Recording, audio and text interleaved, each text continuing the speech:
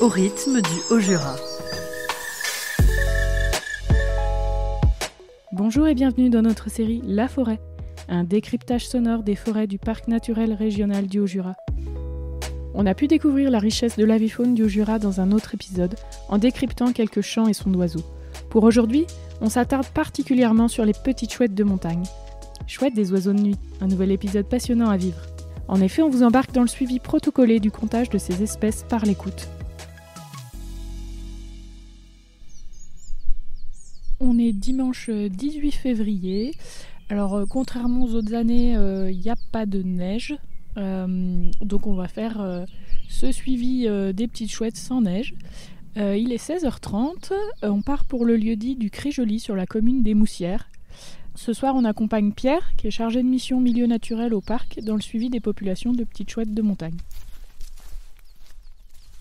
Bonjour Pierre. Bonjour Sophie. On va donc t'accompagner ce soir pour compter les petites chouettes de montagne par l'écoute. Mais qu'est-ce qu'on sous-entend en fait exactement par petites chouettes de montagne ? En France, il y a 9 espèces de rapaces nocturnes, dont 2 que l'on trouve que dans les zones de montagne et qui sont les 2 plus petites espèces que l'on trouve en France. Donc c'est ce qu'on appelle les petites chouettes de montagne. La chouette chevêchette, la plus petite chouette d'Europe, et la chouette de Tegmalm qui est à peine plus grosse, on va dire grosse comme un pigeon. Et à quoi elles ressemblent ces chouettes pour s'imaginer un petit peu Donc c'est 2 chouettes qui sont plutôt grises, un peu mouchetées de noir, avec les yeux qui sont couleur d'or, très jaune brillant, qui, du coup, contrairement à la chouette effraie qui est très blanche, là, on est plutôt sur le groupe des chouettes grises, et donc du coup les chouettes forestières qui ont un plumage qui est relativement terne pour passer inaperçu quand elles sont posées contre un arbre. Et pourquoi on les recense ? En quoi est-il important de suivre l'évolution de ces populations ? Ces 2 chouettes vivent uniquement dans les zones de montagne et du coup sont peu représentées en France. Et il y a un groupe de recherche qui est coordonné par l'Office national des forêts et la Ligue de protection des oiseaux pour avoir une idée des tendances d'évolution de ces populations. Et notamment, ça permet de voir si la gestion forestière de certains secteurs est adaptée ou si les évolutions globales, que ce soit climatiques ou d'activité humaine, n'impactent pas la survie de ces espèces. Et pourquoi procède-t-on à ce comptage actuellement ? Que ce soit la date actuelle, mais aussi l'horaire auquel on fait ce suivi, ce protocole ? Le protocole que l'on suit a été mis en place par l'Office national des forêts et la Ligue de protection des oiseaux il y a un peu plus de 10 ans maintenant. Et l'objectif, c'est au début de la période d'activité des 2 espèces, au moment où les mâles chantent pour attirer les femelles, d'aller recenser les territoires qui sont occupés. Donc le protocole, c'est de faire un transect avec 5 points d'écoute distants de 500 mètres sur un secteur donné. Et on fait le premier passage pendant l'heure et demie qui précède le coucher du soleil, puisque c'est la période d'activité de la chevêchette, qui est plutôt diurne, qui chante essentiellement en fin de journée. Et dès que la nuit tombe, donc on va faire le 2e transect sur les mêmes points au retour, 1 heure après le coucher du soleil, pour la chouette de Tegmalm, qui elle est une chouette plus nocturne. Chaque point d'écoute, c'est pendant 10 minutes, on reste à un endroit et on note toutes les chevêchettes au premier passage et chouettes de Tegmalm au second passage que l'on entend. Le déroulé d'un point d'écoute, c'est quand on arrive, on écoute pendant 2 minutes sans rien faire pour essayer de voir si on a déjà de l'activité de chant sur le site. Si on n'entend rien, si on n'a pas de chouette qui chante, on va lancer ce qu'on appelle la repasse. C'est le chant de l'oiseau que l'on lance avec une enceinte, ce qui permet éventuellement de faire réagir un oiseau qui serait sur le territoire mais pas actif à ce moment-là parce qu'il entend un concurrent. Cette repasse, ça dure 3 minutes moins si on entend un oiseau. Dès qu'on entend un oiseau, on l'éteint pour pas déranger outre mesure les oiseaux en place. Et on écoute les 5 minutes suivantes. Donc ça fait un point d'écoute qui dure 10 minutes au total. C'est vraiment quelque chose que l'on fait dans le cadre d'un suivi protocolé et avec un objectif scientifique d'utiliser la repasse parce que c'est quelque chose qui dérange les oiseaux sur le territoire. Si il y a trop régulièrement des gens qui viennent faire de la repasse, ça fait comme s'il y avait beaucoup de concurrents pour les oiseaux qui sont en cours d'appareillement et on peut vraiment déranger et empêcher les couples de se former. Pourquoi on est à cet endroit précis ? Donc là, on est sur un carré de 10 km par 10 km qui a été tiré aléatoirement et sur lequel je suis responsable pour faire le suivi.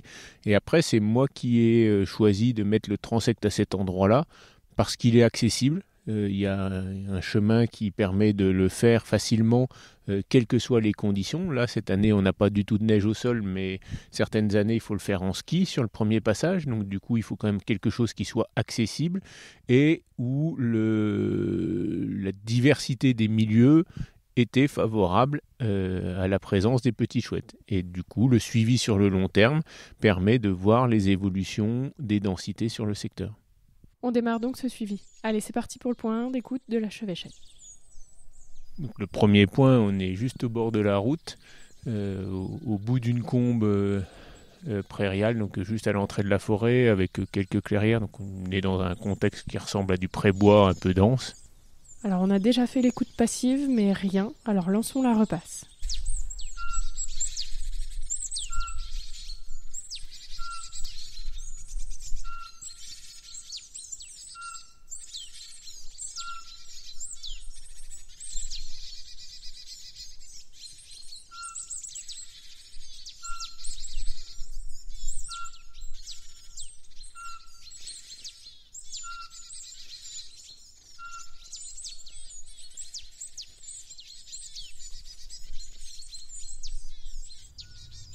Tiens, Sophie, t'entends là-bas, ça c'est une chevêchette et c'est pas la repasse. Elle s'est mise à chanter un peu après. Il n'y en a qu'une là ? J'ai l'impression. Je pense que c'est l'écho.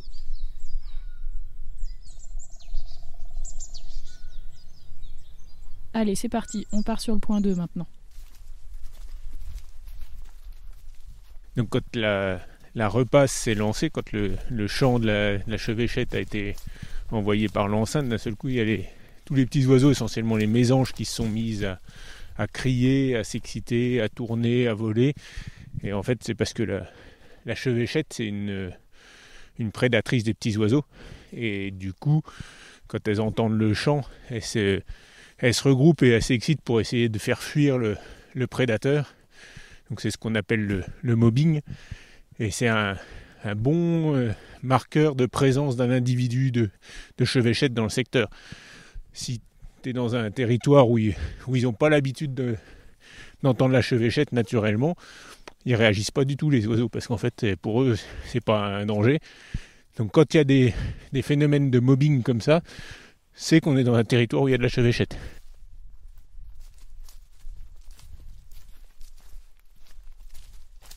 Le point 2, c'est une clairière, c'est assez ouvert. En contrebas, il y a une petite parcelle avec du pin et autrement, c'est une forêt mélangée, épicéa et hêtre, et avec cette petite clairière qui donne un peu d'ouverture et qui fait que les chouettes ont de quoi chasser.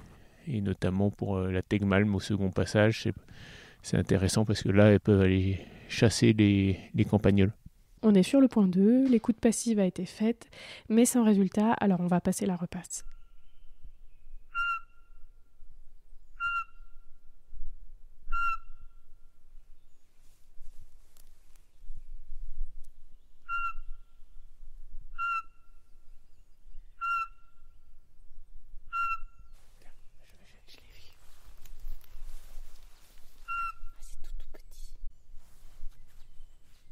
Du coup, là, on vient de voir passer une chevêchette et tu notes l'observation, c'est ça ? Ouais, je note l'observation.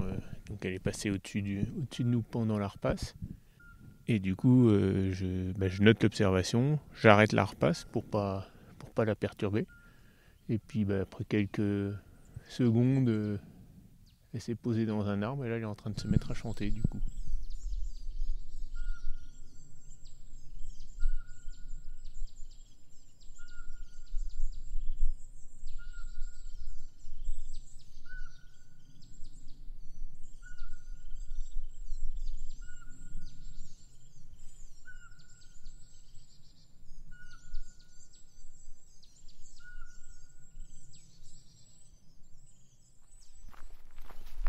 On se remet en route. On arrive sur le 3e point d'écoute. Sur ce point 3, là, on a des anciens murets recouverts de mousse, donc ça montre qu'on est sur des anciennes parcelles agricoles il y a plusieurs dizaines d'années.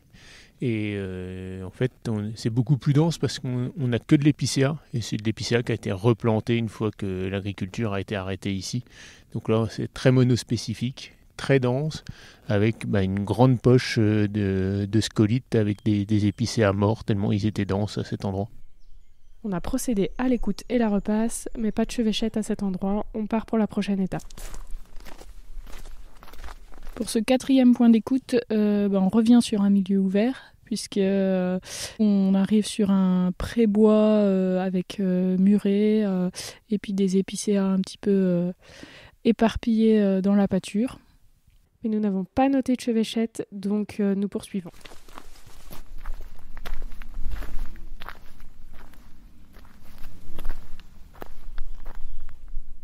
Là, on est entre le point 4 et le point 5. On entend un moyen duc. C'est un ouh très sourd qu'on entend peu, alors qu'il était probablement pas très loin de nous. Tu peux nous en dire un peu plus sur le moyen duc ? Alors, le moyen duc, c'est un des rapaces nocturnes les plus communs en France, peut-être même le plus commun en France avec la chouette hulotte. C'est un hibou. Qui fait environ 35 à 40 cm de haut. Et c'est un oiseau qu'on trouve un peu partout, même en plaine, même en ville, dans les parcs urbains, c'est assez classique, ou dans les haies. Et c'est un oiseau qui se nourrit quasiment uniquement de campagnols et de micro-mammifères. Donc, dernier point d'écoute, avant la pluie. Là, on est à la croisée de deux chemins blancs. Donc, on est plutôt sur un milieu ouvert avec deux chemins qui se dirigent un peu plus en forêt. On vous épargne écoute et repasse, rien à signaler côté chevêchette ici. Donc, fin du transect des chevêchettes après 5 points d'écoute. Donc 5 points d'écoute de 10 minutes. Et l'objectif était de faire le premier passage donc des chevêchettes avant l'heure légale du coucher du soleil, donc 18h05 aujourd'hui. Alors comment s'est passée cette session d'écoute par rapport à l'année dernière selon toi ? Donc là on est sur le premier passage dans la saison, donc c'est souvent celui qui est le plus productif en termes de nombre de chanteurs. Et on a entendu 3 chevêchettes différentes, ce qui est un bon chiffre. On est sur un site qui est assez riche. Et 3 chanteurs sur un premier passage, c'est un bon chiffre. Combien tu vas faire de passages dans l'année, enfin dans la saison surtout ? Donc le protocole demande de faire 2 passages, un tôt en saison et l'autre 15 jours ou 3 semaines plus tard. Alors cette année 2024, on est une année où il fait chaud, où il y a peu de neige et où l'activité des petites chouettes est très précoce par rapport à ce qu'on observait les années précédentes.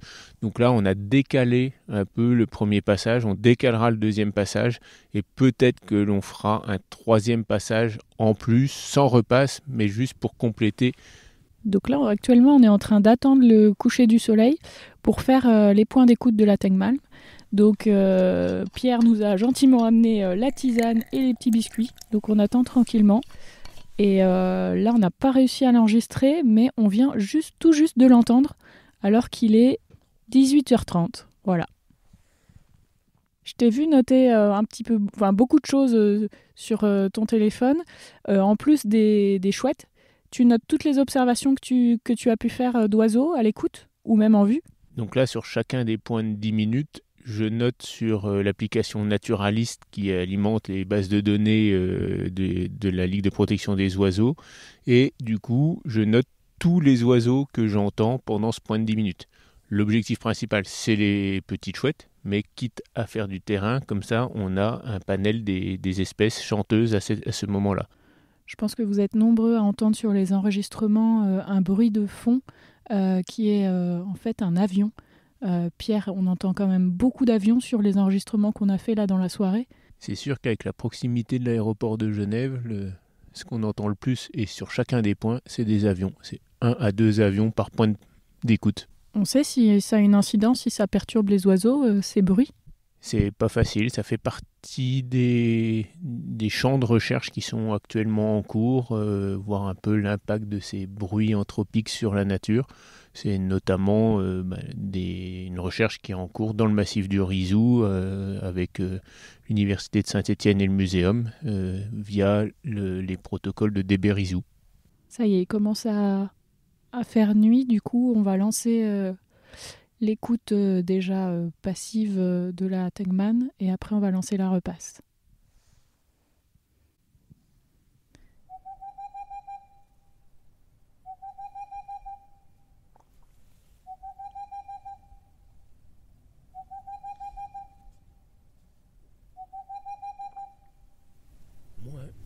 Et moins réactive à la repasse que la chevêchette. Oui, parce que pourtant là on en a entendu une tout à l'heure. Qu'on se dit qu'elle doit pas être si loin. Mais c'est souvent en fait qu'elle va probablement se mettre à chanter 1 ou 2 minutes après que la repasse soit éteinte.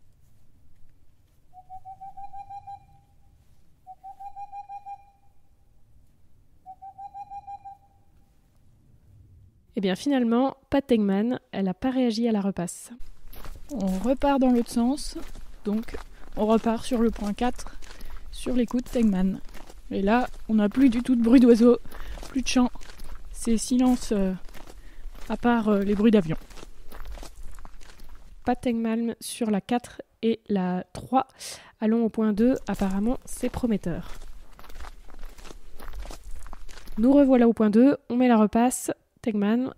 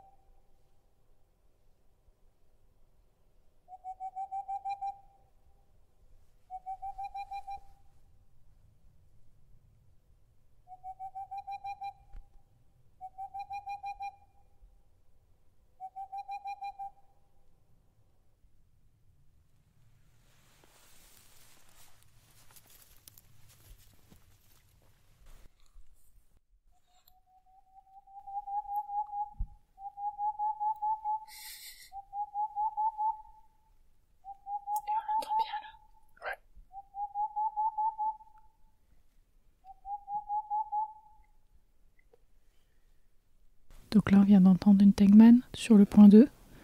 Et Pierre, tu nous disais que c'était un bon point, ce point 2, pour les Tegman. Ouais, ce point 2, tous les ans, il y a au moins une Tegman qui chante ici. Donc là, on en a entendu une quelques secondes après la fin de la repasse et un cri d'une femelle également. Allez, on se remet en marche pour finir avant la pluie. Nous voilà de retour sur le point de départ et arrivée. On a fait la soirée d'écoute. Comment seront utilisées ces données ? Donc ce protocole par transect et par carré de 10 km par 10 km sont réalisés dans les 5 grands massifs français, Vosges, Jura, Alpes, Pyrénées et Massif central. Et à partir de cela, c'est centralisé par l'Office national des forêts et il y a un travail d'analyse des données. Je crois qu'actuellement, on a à peu près 300 points de suivi chaque année qui sont analysés statistiquement par des chercheurs du CNRS de Montpellier et qui regardent un peu quelles sont les tendances. Donc sur les premières années, forcément, on n'avait pas assez de recul pour avoir des données, mais là, depuis 10 ans, on a tiré pour la première fois un peu des données d'évolution, d'état de santé des populations de petites chouettes en fonction des différents massifs. Un des éléments qui étaient déjà connus par les naturalistes, mais qui s'observent très bien grâce à ces suivis protocolés, c'est la variation d'activité des chouettes de Tegmalm en fonction des années, en fonction de la présence de nourriture. La chouette de Tegmalm se nourrit essentiellement du campagnol roussâtre qui se nourrit des fruits du hêtre, le frêne. Les années où le hêtre produit beaucoup de frêne, il y a beaucoup de campagnol roussâtre et du coup beaucoup d'activités de chouettes de Tegmalm. C'est quelque chose qui est connu et qui s'observe très bien grâce à ce protocole. Et là, les premières données scientifiques vont nous donner un peu des tendances d'état de population sur ces deux petites chouettes. Merci Pierre d'avoir partagé ce moment avec nous et tes connaissances. Comment t'as trouvé la soirée ? Pas de souci Sophie, t'étais la bienvenue, puis t'as été quand même relativement chanceuse. T'as pu entendre 4 espèces d'oiseaux nocturnes que l'on a dans nos montagnes et voir la chevêchette et le hibou moyen-duc dans la même soirée, c'est quand même pas à chaque fois. Effectivement, j'ai vu une jolie petite chevêchette qui nous a survolé sur le point d'écoute numéro 2, si je ne me trompe pas, et qui s'est posée sur la cime d'un épicéa et qui nous a regardé pendant un moment en chantant. Et puis le moyen-duc, on l'a entendu, mais on l'a aussi vu puisqu'il nous a survolé sur le point numéro 5.